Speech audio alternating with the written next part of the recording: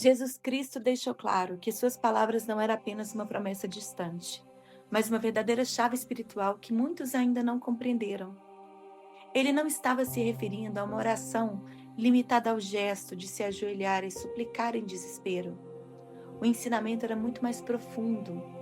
Tratava-se de uma forma de orar que poucos praticam, uma oração que afirma, que acredita e que age como se aquilo desejado já fosse real.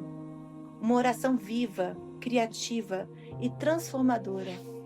Esse tipo de oração, que a Bíblia chama de fé sem hesitação e que Napoleão Hill descreveu como autossugestão, une duas forças poderosas, a sabedoria divina e o domínio da mente.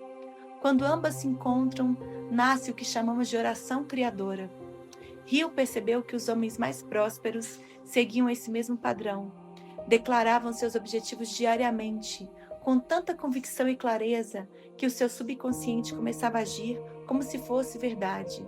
E, com o tempo, a realidade passava a responder. Mas talvez você já tenha experimentado o contrário. Quantas vezes terminou uma oração cheio de dúvidas, acreditando que Deus não tinha ouvido? Essa é a oração que paralisa, a oração que não cria. Por isso, hoje você vai aprender a alinhar sua fé com a ação, entrando em sintonia com aquilo que Deus já preparou para você. Napoleão Hill tinha um método prático. Escrevia seus objetivos com detalhes, o que queria, quando, como e por quê. Depois repetia diariamente, em voz alta, como se já tivesse alcançado. Mesmo sem sinais concretos, ele dizia: com o tempo, minha mente acreditará, e quando acreditar, a realidade obedecerá. Não era mágica, era princípio, era a fé aplicada. Jesus já havia ensinado esse segredo. Se creres, verás a glória de Deus. A ordem não é ver para crer, mas crer para ver. E o subconsciente humano é moldado por repetição, emoção e convicção. Quando você repete algo com intensidade, isso vira crença. E crenças moldam comportamentos que, por sua vez, definem destinos. Então eu te pergunto, o que você tem semeado na sua mente todos os dias? Palavras de dúvida ou declarações de fé? Tem iniciado o dia reclamando ou agradecendo?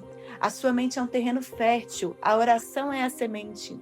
Para Hill, orar não era apenas um ritual religioso, mas um exercício mental diário que treina a fé até que a mente se submeta ao espírito.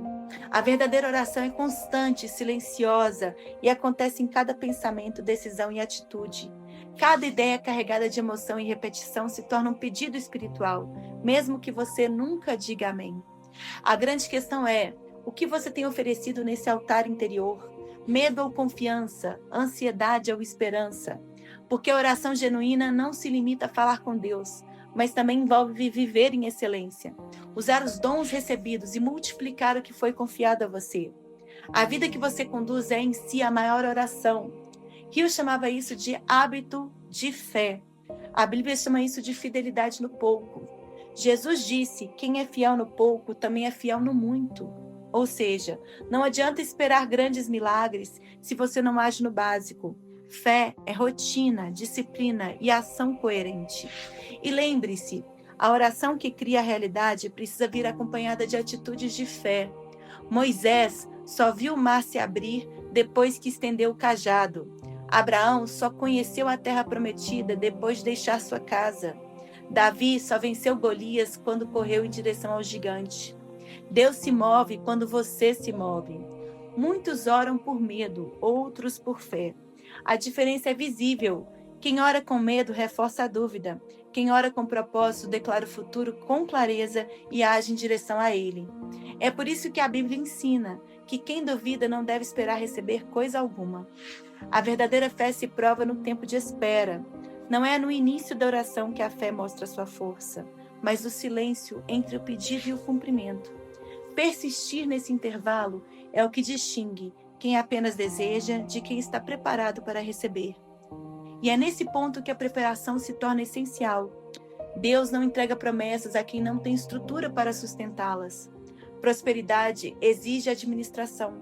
Relacionamentos saudáveis exigem cura interior. Oportunidades pedem disciplina. A fé que não gera transformação pessoal não é fé madura. E existe ainda um segredo maior, a gratidão. Napoleão Hill dizia que a gratidão era a emoção mais poderosa para reprogramar a mente. E a Bíblia confirma: em tudo dai graças, não apenas pelo que já deu certo, mas também no processo, na espera e até na dificuldade.